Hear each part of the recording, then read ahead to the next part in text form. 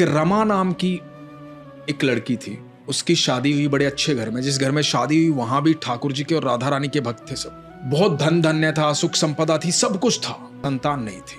रमा बड़ी दुखी रहती थी इस बात को लेकर के। एक दिन पता लगा कि मोहल्ले की सारी जो महिलाएं हैं वो सारी मिल करके बरसाना जा रही हैं।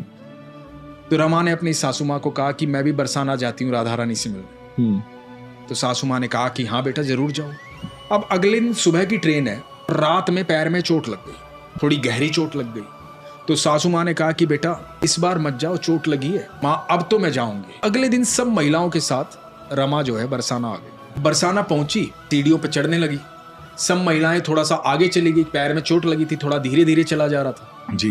तो एक बड़ी सुंदर सी कन्या आई। उसने कहा मैया चलो मैं सहारा देती हूँ, मैं चढ़ा देती हूँ आपको, मैं ले चलती हूँ अटारी तक। रमा ने कहा कि ठीक है बेटा। तो अब वो जो कन्या थी वो सहारा दे करके रमा को ऊपर चढ़ाने लगी। तो रमा ने पूछा री तेरा नाम क्या है? तो बोली मैया मुझे सब लाडो कहते हैं।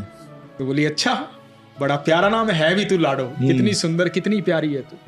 तो ऊपर ले गई।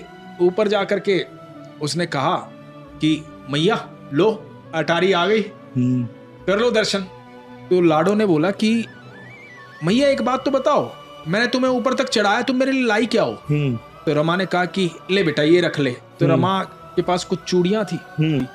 बोले मैया ये तो श्रृंगार का सामान है, ये तो अधूरा है, पूरा श्रृंगार का सामान दो ना। अगले दिन रमा फिर आई। अब रमा उसके लिए चुनरी लेके आई, लहंगा लेके आई।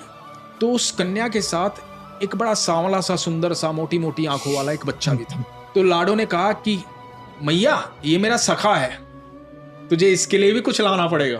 और इधर जो है वो उसके सखा के लिए पीताम्बरी लेकर गई, मोर पंख लेकर गई, मुकुट लेकर गई, बांसुरी लेकर गई, कान्हा जी के रूप का सारा सामान लेकर गई कि ये इस पे सुंदर लगेगा। अब अगले दिन थी राधा अष्टमी।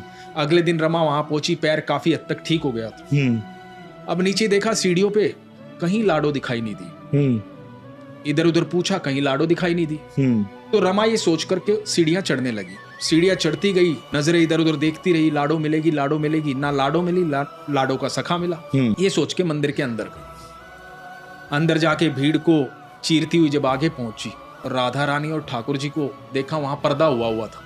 तो पर्दा था इतने, फिर इधर उधर देखने लगी कहीं मिल जाए लाडो, कहीं नहीं मिली। तो जब पर्दा हटा और राधा रानी को देखा तो यही वो सारा श्रृंगार का सामान जो इतने दिन रमा ने दिया था, वही राधा रानी ने पोशाक, वही चुनरी, वही लहंगा, वही चूड़ियां, वही पाजेब, वही मोर मुकुट ठाकुर जी ने, वही बांसुरी, वही पीताम्बरी पहने हुई थी। और रमा देख करके स्तब्ध हो गई।